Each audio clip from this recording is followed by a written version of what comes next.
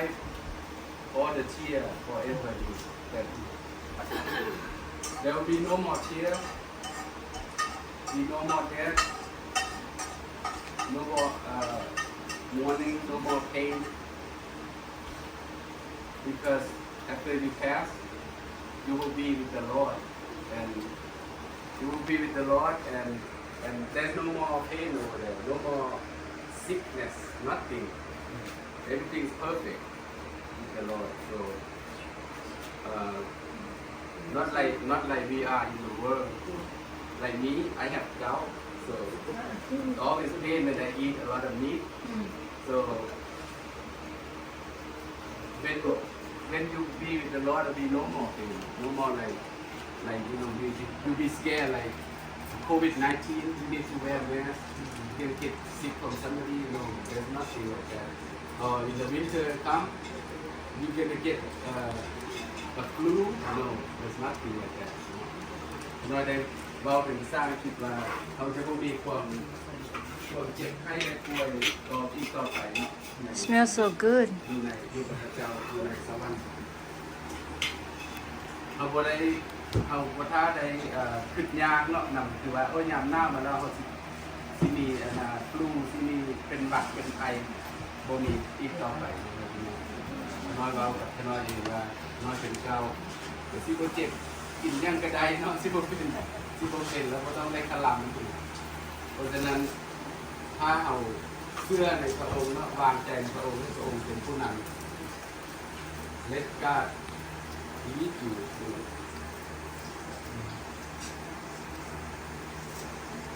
และถ้าที่พวกเราก็ได้ร้องเพลงไปแล้วเนาะตัวนี้ตัวที่ขน้อยได้มาแชร์นี่ขน้อยบ่ได้รู้จักแบบพ่อแม่พี่น้องที่เอาเพลงได้มาร้องแต่ว่ามันชื่อกันนะตัวนี้นี่พระเจ้าทรงเสด็จน้ำตาให้มาร้องไปแล้วแล้วก็ขน้อยเอาอีกตัวนึงนั่นแม่นพระเจ้าทรงไปจัดแจงก่อนก็ที่คือกันนะตัวนี้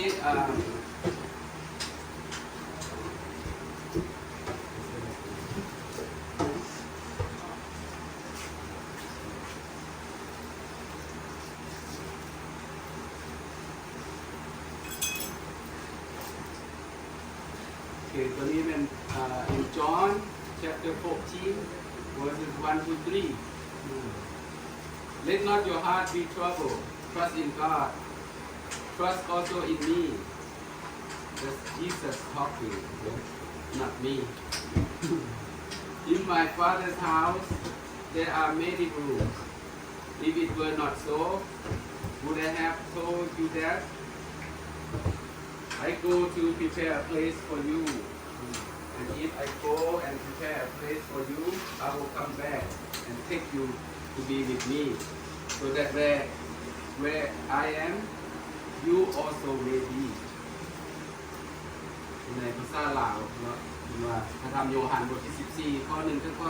3ว่าจะให้ใจคนทานทั้งหลายวุ่นวายไปจง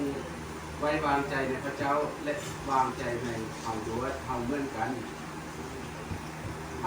ในภาษาพระบิดาของเฮามีที่อยู่หลายบอนถ้าบ่มีเฮาคงได้บอกเขาทานแล้วเพราะเฮาได้ไปจัดแจงบอนไว้สำหรับทานทั้งหลายเมื่อเฮาไปจัดแจงบอนไว้สำหรับทานทั้งหลายแล้ว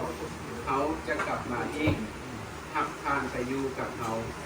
เพื่อว่าเขาอยู่ที่ใดพวกทานจะอยู่ที่นั้นเหมือนกันอาเมน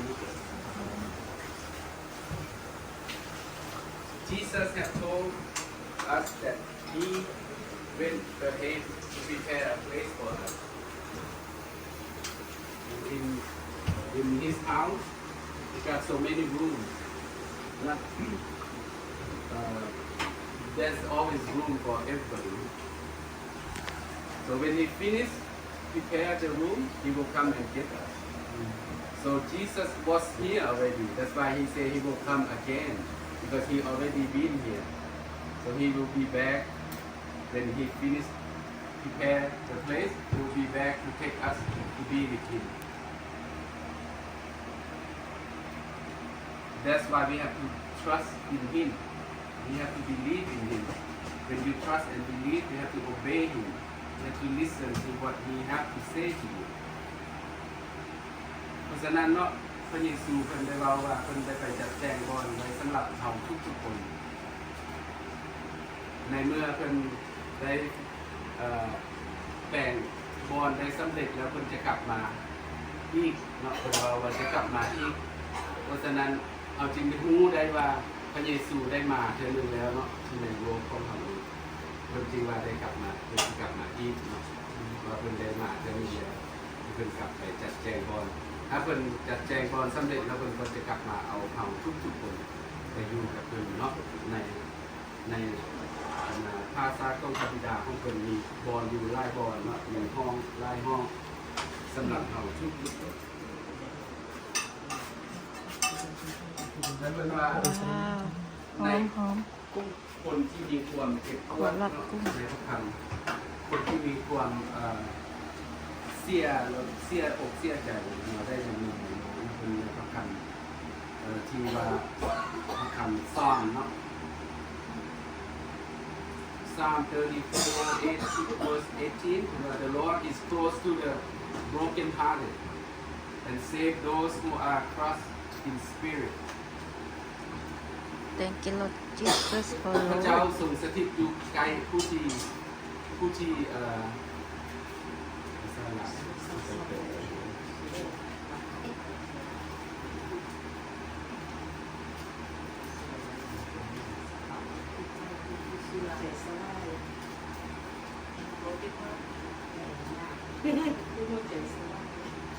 หัวใจแตกสลาย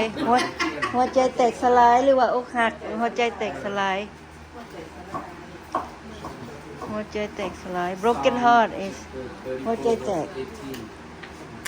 เพื่อผู้ที่เสียใจเฮาให้พระเจ้าก็ให้ พระเจ้าทรงอยู่ใกล้ผู้ที่ สู้กำลัง broken heart เนาะผู้ที่หัวใจแตกสลายหรือว่ามีความเสียใจกำลังคันเว้าตามตรงว่าผู้ที่อกหัก นั่นแม่ล่ะมันมีหลายคำหัวใจแตกสลายอกหักหรือขาดกำลังใจก็แม่น แบบว่าแบบแม่น้องเนาะเสียลูกของเพิ่นพระเจ้าจะส่งอยู่ใกล้เพิ่นเนาะพระเจ้าจะอยู่สถิตอยู่นำเพิ่น อาเมน และพระเจ้าจะส่งซอยผู้ที่สูญเสียทุกอย่างเนาะ trust in spirit เพราะฉะนั้นแล้วถ้าว่าเฮาไว้วางใจเพิ่นแล้วพระเจ้าก็จะทรงสถิตอยู่กับทุกเหล่านั้นเนาะ หมอยังหันวงสีแดงๆหมอต้มอ่ะโอ้แกงปลา สุดท้ายที่มาแชร์กับพี่น้องกันแม่นอยู่ไหนมัดขายเนาะมัดขาย Matthew chapter 5 verse 4 Blessed are those who mourn for they will be comforted พระเจ้าจะทรงอวยพระพรแก่ผู้ที่โศกเศร้าเป็นว่าถ้าภาษาลาวเป็นว่าผู้ใดโศกเศร้าก็เป็นสุขบอกว่าผู้นั้นจะได้รับการเล้าลง อาเมน God will comfort the one that's mourning, the one that lost something. So if you let him, okay, because God will not do without your permission. Just let him. Let him come into your heart. Let him comfort you. He will help you. Okay. God will not do it if you don't let him. So just open your heart for him, and he will come into your heart and comfort you and change you and help you with all situations. Because God can do all things, and only one thing that he don't do is lie. So he cannot lie. When he say that he gonna help you, when he say he gonna come back to get you, when he promise something, he keep his promise. He's not like human. Human always forget. We always forget. We always tend to forget whatever we promise or whatever we do. Whatever we say, we tend to forget. We are human. But God is different. God is God. so พระเจ้าเพิ่นได้สัญญาเฮาว่าอะไรแล้วเพิ่นจะเฮ็ดอย่างนั้นตลอดเนาะเพิ่นบ่ตัวมีแต่พระเจ้าเฮ็ดได้ทุกอย่างสุดแต่สิ่งเดียวที่พระเจ้าเฮ็ดบ่ได้คือตัวพระเจ้าบ่ตัวเด้อเพราะฉะนั้นแล้วพระเจ้าบอกเฮาแล้วว่าพระเจ้าจะซอยเฮาพระเจ้าจะอวยพระพรให้เฮาพระเจ้าจะกลับมาฮักเอาเฮาอีกพระเจ้าบ่จะเฮ็ดพระเจ้าจะบ่ลืมจะเกลือแล้วคือมนุษย์เฮาเว้าไปแล้วเขาก็ลืมไปเขาเว้าเดี๋ยวนี้ก็ลืมเดี๋ยวนี้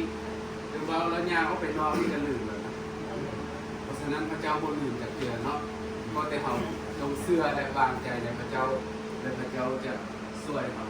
ตลอดเนาะ just trust in him believe in him and let him and he will help